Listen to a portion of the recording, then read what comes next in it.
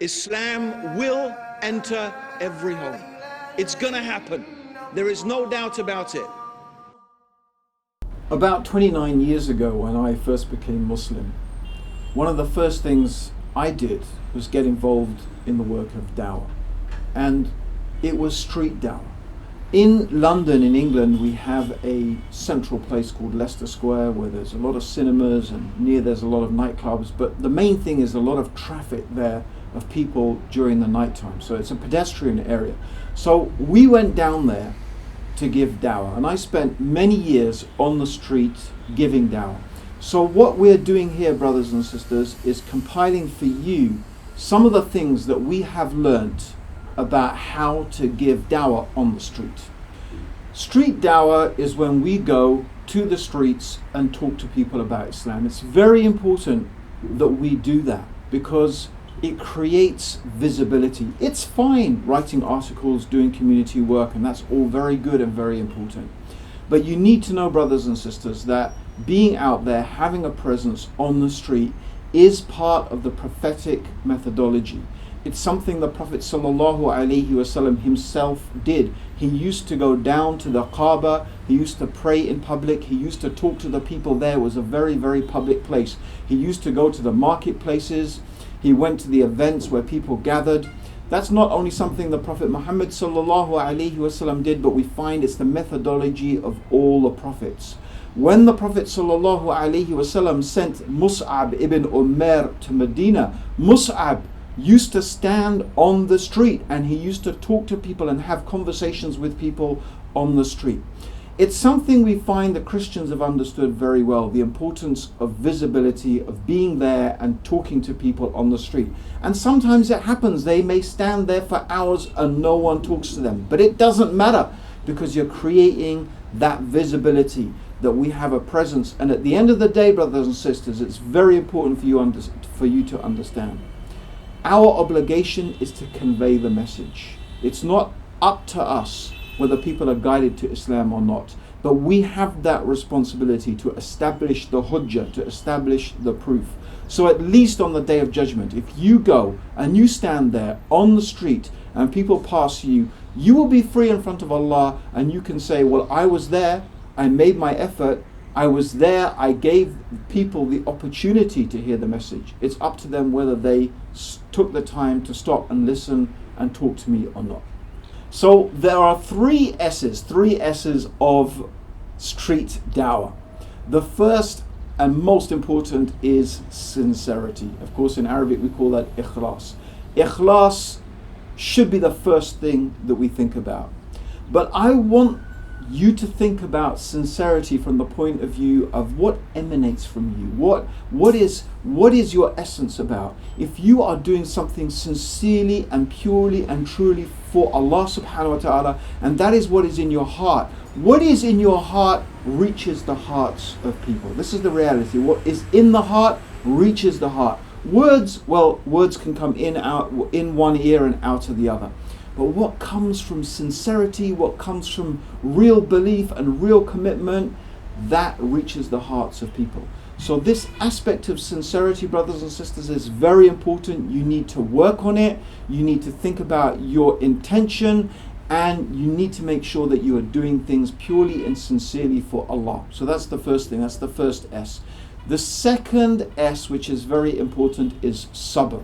Now you may think by looking at some of the videos on YouTube that you can just go and stand on the street and in 5 minutes you got a shahada. No, what you see on YouTube is just the small moment of action. That's because you're not going to watch 24 hours, 5 hours, 6 hours, half an hour of somebody just standing there handing out a leaflet. You're going to get bored in 30 seconds. But that's the reality, brothers and sisters. The reality is that a lot of it is just standing there. Most people are going to ignore you. A few people might even look at you in a bad way. Very rarely and occasionally something untoward might happen. So in reality, maybe 1 in 100, 1 in 200, 1 in 300 people might actually stop and take a leaflet and actually listen to what you have to say.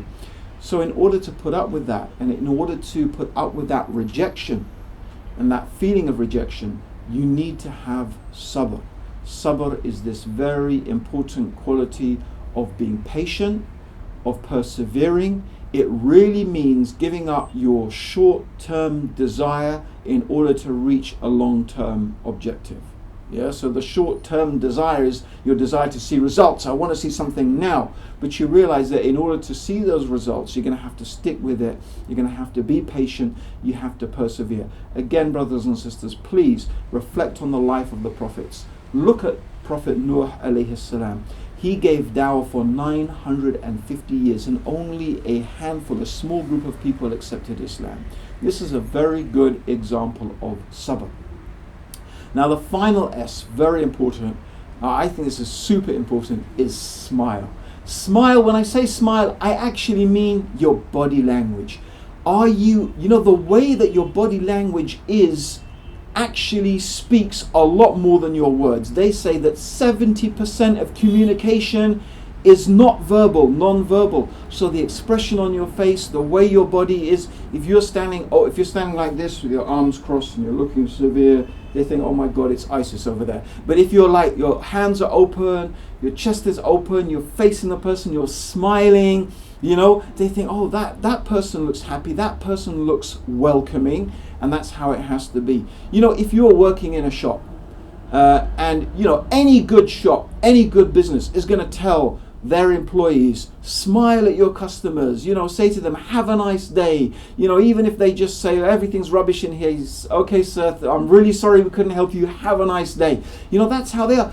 Does not Allah's deen not deserve better representation even than that? So this is what you need to think about, brothers and sisters. You know, you are conveying the message, and a lot of the way that you convey the message is the body language that you adopt. So smile is the standard that you need to adopt for that. Okay, now the next thing we need to cover is the how. How do you actually give dawah on the street? So let's take it in baby steps. The first thing you do, very simple, very easy, anyone can do it. Go to a busy, first of all, find in your town or your village or wherever it may be, your city, a busy place. Find a busy place with a lot of human traffic, not a lot of car traffic. Theoretically, I suppose you could, you know, that's an idea. You could give dawah at the traffic lights. But generally where there's a lot of human traffic, go with some leaflets or some booklets or whatever it is that you have. Remember body language, remember to smile, remember to be welcoming, and literally just hand out leaflets. That's all you need to do. So once you've done that for a bit, you'll get some confidence, and believe me, you'll probably start to get a little bit bored of just handing out leaflets, and then you might like to explore beginning to have some sort of conversations. So the way that you can do that is just by asking questions. Is life just a game? Why are we here? What do you think is the purpose of life? What's it all for? Those existential questions, those questions about, you know, what is the meaning of life? They're very provocative. They usually are able to spark some type of conversation. And that's obviously what you want to do. You want to try and engage people in conversation. So once you've got confident with that, you can move on to the next level. And the next level is to begin to introduce to people what we call go rap. So go rap is God's existence, the oneness of God, revelation, maybe iERA as well, the life after death, and prophethood. So these are the essential components of go rap. So you just want to explain that very, very briefly. So some conversation or some discussion, a simple argument about how do we know that God exists, the mobile phone example, I'm sure you're all familiar with it. Again, that there's only one God, why does that make sense? Very briefly, you're going to keep it very short. Revelation, how do we know the Quran is from God? Maybe you might use the linguistic argument or the fact that the Quran is memorized by even kids and millions of people. There's many effective arguments you can use. I think it's very important to remind people of the iERA because it makes what you're saying really real. To put in there some reminder that life is short, we're going to meet God, there's going to be a day of judgment, there's a paradise, there's a hellfire, and prophethood. Talk about the Prophet Muhammad sallallahu alaihi wasallam, some ideas, some simple things of how can we know that he's a messenger of God.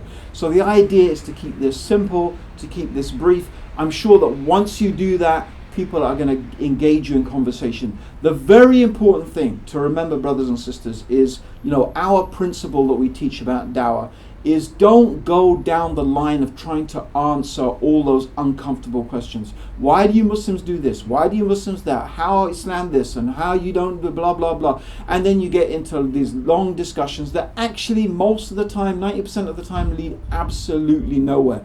Keep on bringing it back to the very important point, because what you have to understand is that the non-Muslim looks at the world through a whole different prism, a whole different, if you could imagine, like their glasses are tinted red, right? So they see everything in that red hue.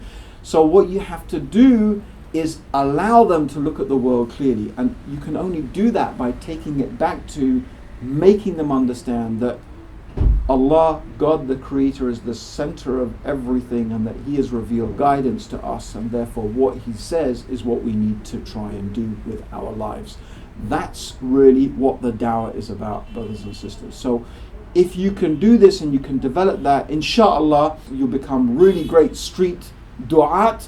Alhamdulillah, you'll find it a really enriching and positive and exciting experience. I'm sure you'll get addicted to it, inshallah. So just to quickly summarize, brothers and sisters, we've covered the why.